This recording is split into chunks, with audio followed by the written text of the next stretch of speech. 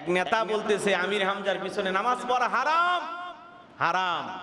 আলেমদের ভুল ধরতেছে, বিসমিল্লাহ সহি করে পড়তে পারে না। মুফতি আমির হামজার ভুল ধরতেছে যে আমির হামজার পিছনে নামাজ আদায় করা হারাম। মানুষের ভুল হয়, কথা কি বোঝেন না? নেতারা কেন পিছে লাগতেছে? কারণ আমির হামজা এমপি পদপ্রার্থী, বোঝেন নাই? কেন লাগতেছে? এতদিন লাগে না, এখন বেশি করে কেন লাগতেছে? এক নেতা প্রকাশ্যে বলতেছে আমির হামজার পিছনে নামাজ পড়া হারাম, সে আমির হামজার চাইতে বড় মুফতি। কেন রে ভাই, কি হয়েছে? সমস্যাটা কোথায়? আমির হামজা কি অপরাধ করেছে? জালেমেরা জেলখানায় বন্দি করে রেখেছিল 3টি বছর, জুলুম করেছিল, অত্যাচার করেছিল। সেই মাজলুম মানুষটাকে যখন এমপি পদপ্রার্থী হিসেবে ঘোষণা করা হয়েছে, আজকে তার পিছনে সব লেগে পড়েছে। এক টুপিওয়ালা দাড়িওয়ালা সেও বলতেছে আমির হামজা কোরআনে 53 জায়গায় ভুল ধরেছে। কথা কি বোঝেন নাই? টুপিওয়ালাও লাগছে পিছনে।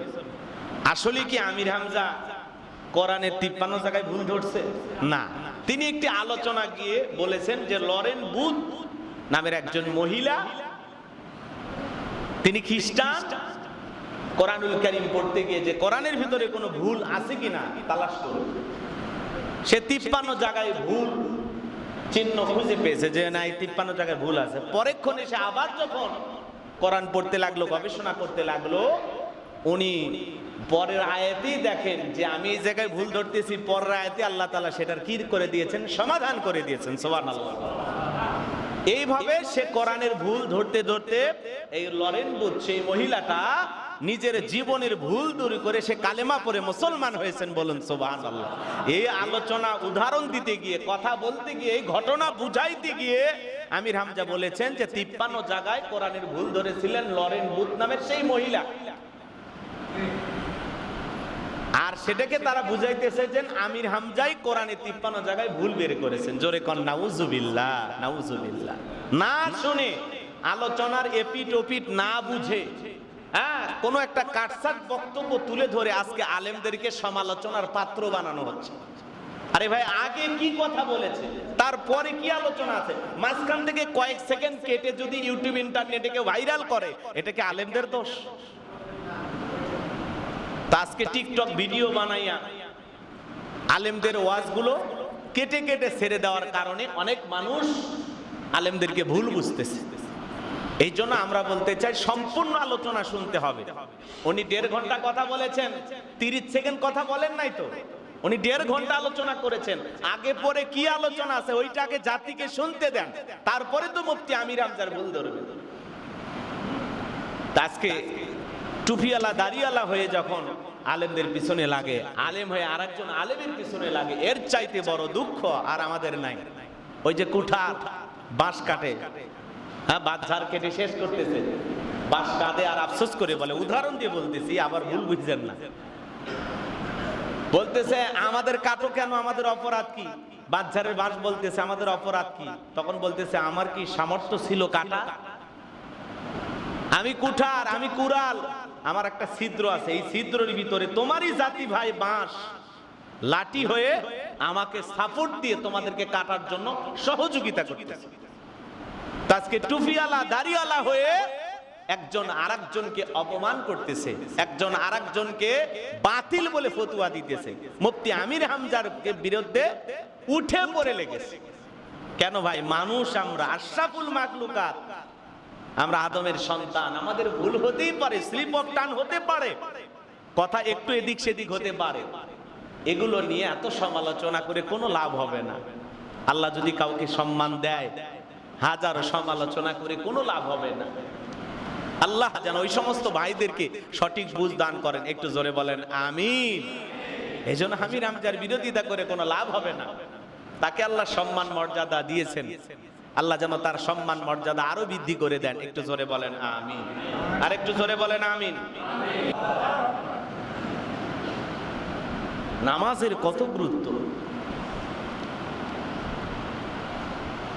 ইশারা ফজরের সালাতের কত গুরুত্ব, এটা যদি মানুষ জানতো তাহলে হামাগুড়ি দিয়ে হলেও গড়াগড়ি করে হলেও আল্লাহর ঘর মসজিদ এসে নামাজ আদায় করতে, সুবহানাল্লাহ।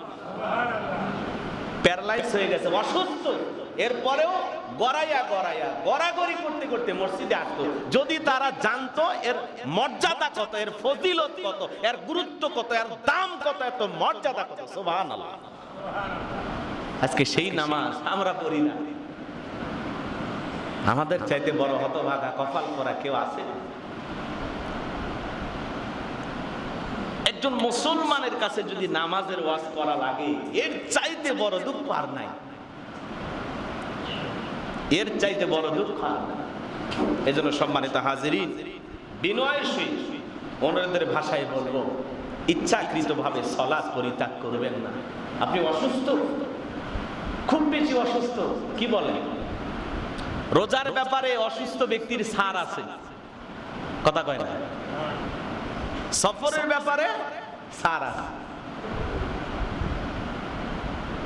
আপনি রমজানে রোজা রাখতে পারলেন না, পরে কাজা আদায় করতে পারবেন, কিন্তু নামাজ এমন একটি ইবাদত, দাঁড়ায় আদায় করেন, না পারলে বইসা আদায় করেন, বইসা না পারলে শুয়ে শুয়ে আদায় করেন।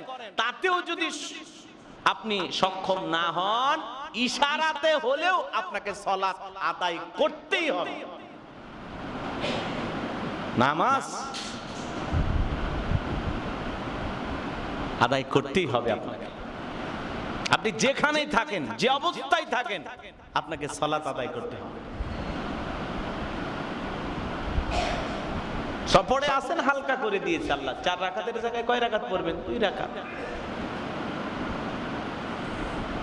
এক বেচারা মাগরিব 2 রাকাত পরে বসে আছে, জিজ্ঞাসা করল, ভাই মাগরিব 2 রাকাত পড়লেন? কয়, হুজুর আমি তো সফরে আছি। কয়, কসরে নামাজ আদায় করেছি। তো মাগরিবেও কি 3 রাকাত কসর হয়? এটা অনেকে বোঝেও না। 2 রাকাত পরে বসে আছে, বলেন মাগরিব কি 2 রাকাত পড়া যাবে? কয় রাকাত? 2 রাকাত। তাহলে এ যেভাবে কাটা শুরু করছে, ও তো ফজরে 1 রাকাত পরে বসে থাকবে। এইরকম চিন্তা ভাবনা আমরা অনেকে থাকি। তাআলা যেন হেদায়েত দান করেন। একটু জোরে বলেন আমিন। আর একটু জোরে বলেন আমিন। কিয়ামতের ময়দানে সর্বপ্রথম আল্লাহ তাআলা সালাতের হিসাব নেবেন। সালাত যদি ঠিকঠাক থাকে, তারপরে তো বাকি হিসাব। সালাত ঠিক নাই, আপনার কিসের হিসাব? ফরজ সালাতে যদি কোনো ত্রুটি থাকে, বান্দার যদি কোনো বিষয়ে সমস্যা থাকে, আল্লাহ তাআলা বলবেন, বান্দার নফল ইবাদত তালাশ করো। নফল দিয়া ফরজের ঘাটতিটা আল্লাহ তাআলা পূর্ণ করবেন। কিয়ামতের ময়দানে সর্বপ্রথম আল্লাহ তাআলা সালাতের হিসাব নেবেন। সালাত যার ঠিকঠাক আছে, সে বাকি জায়গায় ছাড় পেয়ে যাবে। আর যার সালাত ঠিক নাই, কিয়ামতের ময়দানে তার চাইতে হতভাগা কপাল পোড়ার কেউ হবে না। এই জন্য আমাদের সালাতের গুরুত্ব থাকার দরকার আছে না নাই? সালাতের প্রতি খুব বেশি মনোযোগ হওয়া লাগে। সম্মানিত হাজিরিন, আমি যে কথা বলতে চাচ্ছিলাম, গভীর মনোযোগ দিয়ে কথাগুলো শুনবেন। আজকে আপনি আমি নামাজ আদায় করি, নামাজে আমাদের মন বসে না। এই জন্য আল্লাহ রাব্বুল আলামিন বলেন, ফাওয়াইলুল লিল মুসাল্লিন আল্লাযীনা হুম আন সালাতিহিম সাহুন।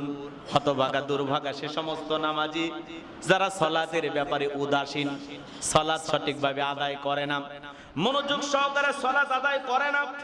এই জন্য আপনার আমার দায়িত্ব হলো সঠিকভাবে সালাত আদায় করা। নামাজে যখন দাঁড়িয়ে যাবেন, মনে করবেন দুনিয়ার চিন্তা ভাবনা যা আছে, ব্যবসা বাণিজ্যের কথা, স্ত্রী সন্তানের কথা, দুনিয়াবি সব চিন্তা ভাবনা বাদ দিয়া আপনি নামাজের ভিতরে দাঁড়াবেন। আর মনে মনে খেয়াল করবেন, আজকের এই জোহরের সালাত, আসরের সালাত আমার জীবনের শেষ সালাত। আমি মাগরিব পর্যন্ত নাও বাঁচতে পারি। প্রত্যেকটা ফাঁসির আসামিকে ফাঁসি দেওয়ার আগে তার শেষ ইচ্ছা জানতে চা হয়, লোকটা যদি ইমানদার হয় আর তাকে যদি বলা হয় রাত 12টায় তোমার ফাঁসি, লোকটাকে যখন রাত 10টায় খবর দেওয়া হলো 12টায় তোমার ফাঁসি, ইমানদার হলে অবশ্যই সে 2 রাকাত নামাজ আদায় করবে। মনে রাখবেন, একজন ফাঁসির আসামি যেমন জীবনের শেষ মনে কইরা 2 রাকাত নামাজ আদায় করে, প্রত্যেকটা ওয়াক্তে ইমানদাররা সালাত আদায় করবে আর মনে করবে এই নামাজ আমার জীবনের শেষ নামাজ। যদি জীবনের শেষ নামাজ মনে করে নামাজ আদায় করতে পারেন, ওই নামাজের ভিতরে 100% মনোযোগ আসবে ইনশাআল্লাহ।